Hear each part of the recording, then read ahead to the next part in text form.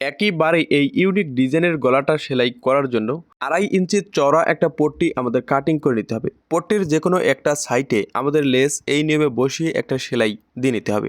শুরু থেকে শেষ পর্যন্ত লেসের চওড়াটা এক সমান রেখে সেলাইটা দিয়ে নিতে হবে। এবারে লেসের অংশটা বাইরের দিকে বের করে আঙুল দিয়ে ঘষে বসিয়ে নিতে হবে এবং অপর সাইডের বাড়তি কাপড়টা 1 ইঞ্চি চওড়া করে আমাদের ভেঙে নিতে হবে। এই নিয়মে সুন্দর করে পট্টিটা ভেঙে নেওয়ার পর টিসি বক্রমে একটি গলা সেলাই করে আমাদের এই নিয়মে গলাটা উল্টিয়ে নিতে হবে। গলার মুখে এই নিয়মে একটি চিকন লেস আমাদের বসিয়ে সেলাই করে নিতে হবে। এই লেসটা আটকানোর সময় লেসের কাপড়টা হালকা টান রাখবেন আর বডির কাপড়টা লুজ রাখবেন, তাহলে দেখবেন গলাতে লেসটা সুন্দর মতো বসে থাকবে।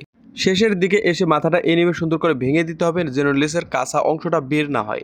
ঠিক একই নিয়মে অপর সাইডে আমাদেরকে লেসটা এই নিয়মে সুন্দর করে বসিয়ে আমাদেরকে লেসটা আটকে নিতে হবে। তো লেসটা হালকা টান রাখবেন। তো এই নিয়মে সুন্দর করে লেসটা গলাতে সেট করে নেওয়ার পর কট ফিতে কাটিং করে নিতে হবে 2 ইঞ্চি চওড়া করে। তো এই কট ফিতা কীভাবে উল্টাতে হয় তা আমার ভিডিও আপলোড করা আছে, অবশ্যই দেখে নেবেন।